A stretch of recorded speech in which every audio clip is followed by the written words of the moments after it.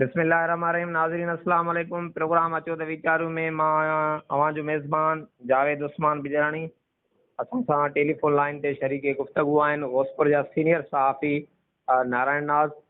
नाज़रीन, अवां खे बख़ूबी ॼाण आहे त काफ़ी वक़्त खां ज़िले कशमोर कंदकोट में हिकिड़ो बदअमनी जो सिलसिलो हलंदड़ आहे। अगवा जूं वारदातूं पेश अचनि थियूं, चाबी चोरी जा वाक़िया पेश अचनि था, रूह ऐं धाड़नि जा वाक़िया पेश अचनि था। इहो अॼु जेको सिलसिलो आहे इहो अॼु ताईं बि हलंदड़ आहे। अॼु जेके आहिनि घोसपुर जी हद में 2 वाक़िया पेश आया आहिनि हिन बदअमनी जे हवाले सां। पहिरियों वाक़ियो पेश आयो आहे घोसपुर भरिसां मच्छी जे फार्म तां नामालूम हथियारबंदनि पारां नौजवान ग़ुलाम अब्बास मीराणी ऐं हामिद मीराणी खे मुबैना तौरु अगवा कयो वियो आहे। ऐं ॿियो वाक़ियो पेश आयो आहे घोसपुर जे ॻोठ दड़ी सुंदराणी जा रहाकू आहिनि 2 नौजवान सफ़दर नसीराणी ऐं अकरम नसीराणी, जेके पंहिंजे ॻोठ खां करमपुर तरफ़ अची रहिया हुआ त ॾींहं ॾिठे जो ॿई नौजवान लापता थी विया आहिनि ऐं इहो वारसनि खे शक आहे त ॿिन्ही नौजवाननि खे अगवा कयो वियो आहे। इन सॼी सूरत हाल ते असीं तफ़सीली आगाही वठंदासीं घोसपुर जे सीनियर सहाफ़ी नारायण नाज़ खां। जी नारायण नाज़, इन ॿिन्ही वाक़ियनि जे हवाले सां JTN वेब न्यूज़ जे व्यूअर्स खे तफ़सीली आगाह कंदा। जी जावेद, मूं अॻु में ई तव्हांखे अर्ज़ु कयो त कुझु ॾींहं पहिरीं बे बदअमनी जूं कुझु वारदातूं थियूं, जंहिंमें तव्हां सां इन शइ ते डिस्कस कयोसीं त ज़िलो कशमोर हिन वक़्तु बदअमनी जो गढ़ बणियल आहे। ऐं मूं अव्हां खे अॻु में ॿुधायो आहे त घोसपुर जो जेको हीउ इलाइक़ो आहे उहो बिल्कुलु कंहिं बि लिहाज़ खां सेफ न आहे। ऐं हिन वक़्तु माण्हू घोसपुर जो जेको पसगरदाई जो अवाम आहे उहो ख़ासि करे जेको आहे ॿुॾतर जो शिकार ऐं तमामु घणे सख़्तु ज़हनी ख़ौफ़ में वरितलु आहे।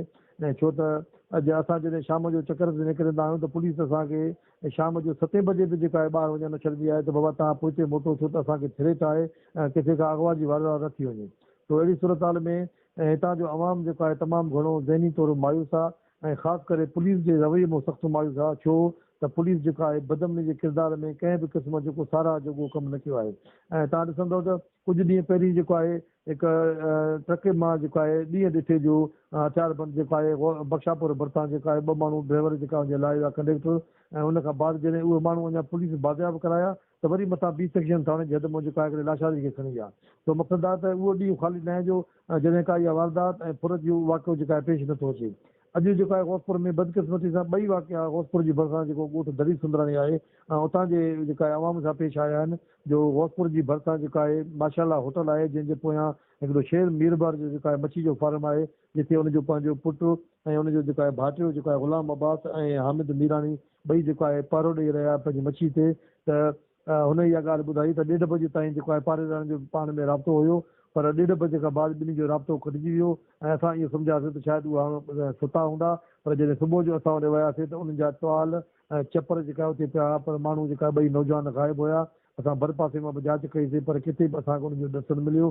जंहिंखां बाद असां घोसपुर पुलिस खे इतला कयोसीं, जंहिं बाद SHO घोसपुर एजाज़ अहमद खोसो पुलिस नफ़री साण खणी वाक़े वार हंधि पहुतो, उन जॻह जो मुआइनो कयो ऐं वारसनि सां गॾिजी करे पेरनि जे पोयां जेका आहे पेराडू साण खणी करे ऐं पेरे पोयां विया। पर पोइ बाद में जॾहिं असांजे वारसनि सां राब्तो कयोसीं त उन्हनि इहा ॻाल्हि ॿुधाई त पहिरियों जेको आहे दरिया पार करे यानी कचे तरफ़ वियो, उतां दरिया पार करे जेका आहे हले वियो ऐं असां जेका आहे वापसि ख़ाली मोटी आयासीं। यानी इन ॻाल्हि जी तस्दीक थी वई त इहे 2 माण्हू जेको आहे ॾुआरनि अगवा कया आहिनि ऐं उनखे दरिया पार करे भॼाए विया आहिनि। जंहिंखां बाद वरी मंझंदि जो अॼु जेका आहे ख़बर मिली, हालांकि इहो वाक़ियो कल्ह जो आहे पर इहा ख़बर असांखे अॼु पई, छो त कल्ह खां वठी वारस जेका हुनखे ॻोल्हनि पिया। 2 नौजवान आहिनि, उहे बि दड़ी सुंदराणी जे ॻोठ जा आहिनि। हिकिड़ो आहे सफ़दर पुटु निसार अहमद अदराणी जेको मास्टर आहे ऐं ॿियो आहे अकरम पुटु उबैदुल्ला नसीराणी। 2 नौजवान आहिनि जंहिंजी उमिरि तक़रीबन 25 सालनि जी लॻभॻि आहे। 2 पाण में सौट आहिनि ऐं 2 जेको आहे घोसपुर खां करमपुर पंहिंजे वेझनि अज़ीज़नि सां मिलण लाइ वञनि पिया। त जंहिंखां बाद जेका हू राति न मोटिया, जंहिंजे करे घर वारनि इहो शक ॼाणायो त मथां थी सघे थो हू उते माइटनि वटि रहिया आहिनि। पर जॾहिं हू सुबुह ताईं न मोटिया त हुननि जांच कई ऐं जांच बाद पतो पियो त नौजवान हिते पहुता ई न आहिनि। जंहिं बाद वारसनि वरी बि घोसपुर पुलिस खे इतला कयो ऐं घोसपुर पुलिस जेका आहे वाक़े जी MC दाख़िल करे वधीक जांच करे थी पई। पर हिन बार ताईं कंहिं बि क़िस्म जी का पेशरफ़्त न मिली आहे। असांखे ज़रीनो इहो मालूम थियो आहे या इहो इलाइक़े में हिकिड़ो चौॿोल आहे, इहो इलाइक़ो अव्हांखे पाण ख़बर आहे त घोसपुर खां वठी करे खानपुर ताईं जेका पटी आहे उहा ॾुआरनि जो गढ़ आहे ऐं अक्सर वारदातूं ख़ासि करे औरताणे आवाज़ में या कंहिं ॿिए तरीक़े वारियूं फुरां ऐं रोड क्राइम जेको आहे हिते तमामु घणो आम हूंदो आहे। जंहिंजे करे हिकिड़े इलाइक़े में चौॿोल आहे त शायदि इहे नौजवान बि जेको आहे अलाह न करे इहे बि जेको आहे अगवा थी विया आहिनि। तो चवण जो मक़सदु इहो आहे त बदअमनी पंहिंजी जाइ ते उरूज ते आहे सिविल सोसाइटी, शहर जा समाजी हल्का, शहर जा सियासी माण्हू ऐं बाशोर जेके तबिको आहे उहो सख़्तु परेशान आहे। शहर जो शरीफ़ तबिको सख़्तु परेशान आहे, छो त पुलिस जेको आहे पंहिंजी रिट हिन महिल ताईं बरक़रार न रखी आहे। पुलिस जेके बि जेको आहे ॾुहारी ऐं अगवा करे वञी था पिया, खुलेआम अगवा करे वञी था पिया, पुलिस उन खां डील करे जेको आहे माण्हू छॾाए थी, या मिंट मिड़ करे माण्हू छॾाए थी, या राजूनी कोशिशि ज़रिए माण्हू छॾाए थी। कंहिं बि ॾुहारी खे अॼु ताईं हुननि गिरफ़्तार कयो आहे, न इनकाउंटर करे कंहिं मुक़ाबले में हुनखे मारियो आहे, ऐं न ई इनकाउंटर करे या मुक़ाबले ज़रिए हुननि माण्हू खे जेको आहे बाज़ियाब करायो आहे, जंहिंमां ॾुहारी खे कंहिं क़िस्म जो ख़ौफ़ थिए ऐं हू ॾोह करण खां लवाए। जी अच्छा, जेको इहो घोसपुर भरिसां जमाल थाणे जी हद मां नौजवान मोहम्मद मुरीद बलकाणी मुबैना तौर अगवा थियल आहे, उन हवाले सां छा तव्हां पेशरफ़्त ॿुधाईंदव त पुलिस का तार? जी जी, उहो माण्हू बि उनखे बि तक़रीबन अॼु 2 हफ़्ता थी विया आहिनि, जेका आहे उहो अञा वापसि न मोटियो आहे, उहो अञा केस पेंडिंग में आहे। जेका आहे पुलिस जो ख़्यालु आहे त इहो माण्हू जेको आहे पाण जेका आहे ॾोहनि मुख़्तलिफ़ ॾोहनि में मुलव्वस रहियो आहे, ऐं इहो माण्हू जेका आहे ॾोहारनि सां हिन जा वास्ता जेका आहे रहिया आहिनि अॻु में बि, ऐं इहो माण्हू पाण जेको आहे घरां निकिरी ॾोहारनि ॾे वियो हो, जंहिंखां बाद हाणे इहो असांखे ख़बर पई आहे त ॾोहारनि पाण जेको आहे हिनखे विहारे छॾियो आहे, जंहिंजे करे पुलिस उहा दिलचस्पी न वरिती आहे, ऐं न ई वारसनि खे उनजे लाइ ख़ासि का कोशिशि कई आहे या को सख़्तु एहतिजाज कयो आहे, जंहिंमां इहो ज़ाहिर थिए जेको आहे यानी माण्हू खे बाक़ाइदा कंहिं प्लानिंग तहत अगवा कयो वियो आहे।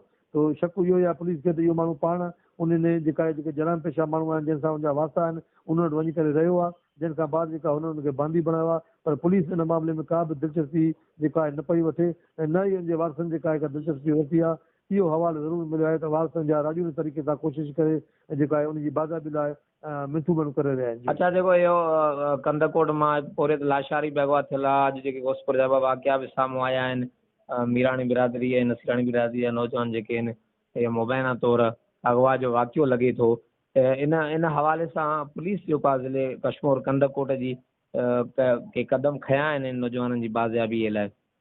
पुलिस जेको आहे अॼु सुबुह जो जीअं मूं तव्हांखे पहिरियों ॿुधायो त घोसपुर पुलिस जो SHO एजाज़मंद खोसो अॼु सुबुह जो ई जेको आहे उन वारसनि जी इतला बाद उन जाइ वारदात ते पहुतो ऐं नफ़री साण खणी पेराडू साण खणी वारसनि खे बि साण खणी उन जेका आहे कॾ लॻो, पर इहे बाद में ख़बर पई त जेके पेरा आहिनि उहे कचे तरफ़ हलाए विया, ऐं ज़ाहिर आहे तव्हांखे ख़बर आहे त कचे खां बाद जॾहिं दरिया पार करे जॾहिं ॾुआरी कचे में अंदरि घिरंदो आहे त उते इहो इलाइक़ो जेको आहे पुलिस लाइ नो गो इलाइक़ो आहे, ऐं पुलिस कॾहिं बि जेको आहे दरिया पार करे कचे तरफ़ वञी करे को बि ऑपरेशन न कयो आहे।